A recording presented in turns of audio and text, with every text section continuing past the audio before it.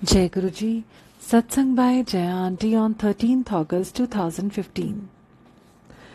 गुरु जी का शुक्रिया सबसे पहले जिन्होंने मुझे ये जिंदगी बख्शी।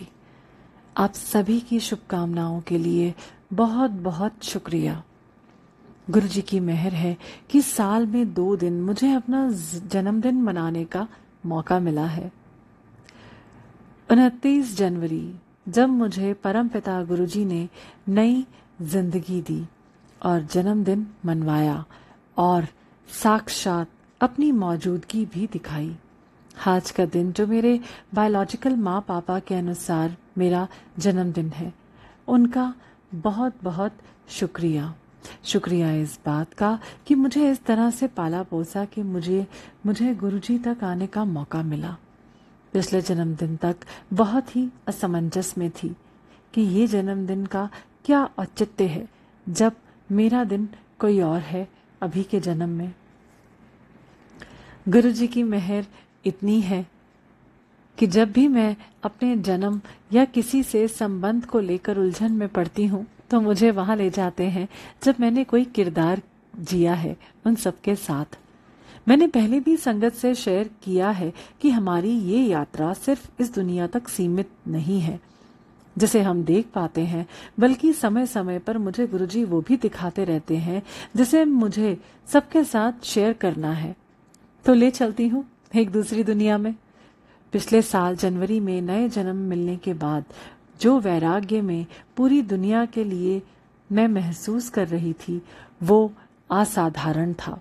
किसी से जुड़ाव नहीं पर सबसे प्यार, एक अनोखा वरदान मिला था। यही हाल अपने आज के घर वालों के लिए भी था। बस एक कड़ी थी या इच्छा कहें जिसने मुझे इस संसार में रहने के लिए बाधित कर रखा था। कहते हैं ना कि जब आपका गुरु आपका मार्गदर्शन करता है तो आपके जिंदगी में ऐसे लोग और ऐसी घटनाओं का जन्म कराया जाता है जो आपको आध्यात्मिक मार्ग पर ले आने के लिए बहुत जरूरी है।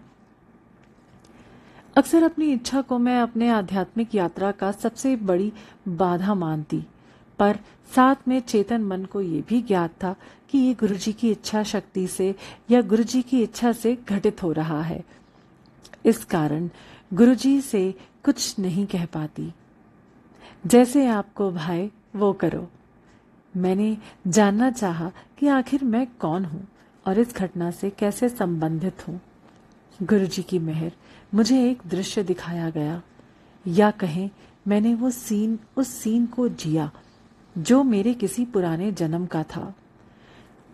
अपने पूरे भाव के साथ मैंने अपने को जिस रोल में पाया उसके बाद कोई सवाल ही नहीं रहा। बस समझ आया कि मेरे कर्म काटने के लिए ये जरूरी होगा, इसे जीना है मुझे। 2 दिन पहले मुझे फिर से एक ऐसे जन्म में पहुंचाया गुरुजी ने जहां मैंने उन 5 लोगों से संबंधित कुछ घटनाओं को जिया जो अभी की जिंदगी में मेरे साथ संगत के रूप में मिले हैं। ये सभी अलग अलग प्रदेश से हैं, अलग अलग जात से हैं, अलग उम्र से हैं और अलग चेहरे को लिए हुए हैं, पर सब एक साथ सदबरी में गुरुजी की ब्लेस्ड बिल्डिंग में मेरे साथ रहते हैं। अलग अलग दृश्य की क्लिपिंग में मैं थी, पर वो जो जिया है उस वक्त वो बिल्कुल साफ है। ठीक वैसे ही जैसे हम अपने बच्चों को जब छोटे में पालते हैं तो सब कुछ जिया तो रहता ही है, पर अपने को नहीं देख पाते कि हम कैसे लग रहे हैं। बस वो फीलिंग रहती है या घटनाओं के ऊपर रिएक्शन का एहसास रहता है। वैसा ही सब कुछ था। मुझे ये भी पता नहीं चला कि मैं मेल थी या फीमेल, पर बाकी एक अंकल को छोड़ सभी बदले हुए चेहरे में थे। दिलचस्प बात ये थी कि जो मुझे दिखाया गया और जो मैं जी रही थी वैसा ही संबंध आज के समय में भी उन सब में है। उन क्लिप्स में जो बात मुझे समझाई गई वो ये थी कि जिस काम को हम अधूरा छोड़ देते हैं उसे पूरा करने के लिए हमें फिर से जन्म लेना पड़ता है। वो अंकल जिस काम को करना चाह रहे थे आज और अभी भी वो वही करने के लिए ही हम सभी की जिंदगी में आए हैं।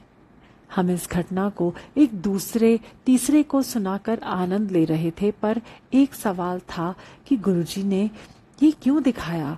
अभी मुझे पूरा विश्वास है कि हम सभी एक ही परिवार के हैं, और ये मैं काफी अरसे से सबको कहती आ रही हूँ, जिस पर लोग हंसते भी हैं। मैं गुरुजी की लीला के इस अंश को समझती हूँ कि हर संगत या घटना से हमारा अपना पुराना लेना देना है, जो आज हम पूरा कर रहे हैं। कल समझ आया हम क्या मनाते हैं जन्मदिन को, क्या असलियत है हमारी। 4 जन्म अपने देख चुकी, कौन सा जन्मदिन मानूं। जिस दिन को लोग सहूलियत से जन्मदिन समझ सकें, उसे ही मान लें अपना जन्मदिन। आखिर ये एक मौका ही तो है अपनी खुशी को प्रकट करने का, एक इंसान को याद दिलाने का कि इस दिन हमारा आगमन सृष्टि के एक नायाब मोती के रूप में, जिसकी चमक दिनों दिन बढ़ानी है, मलिन नहीं करनी है, खुशी ही तो बांटनी है, मुबारकबाद देके। सृष्टि ने एक खास मकसद से हमें इस किरदार में लाकर रखा है। अपनी भूमिका सही से निभा पाने के लिए गुरुजी के रूप में महाशिव हमारे मार्गदर्शक हैं। बस हमें चलते जाना है, बिना कुछ सोचे, बिना कुछ समझे। ये सत्य है। ये गुरु परिवार या वो लोग हम जिसे आज के रूप में देख रहे हैं, वो हमारे साथ पहले भी रह चुके हैं, बड़ी ही आत्मीयता के साथ।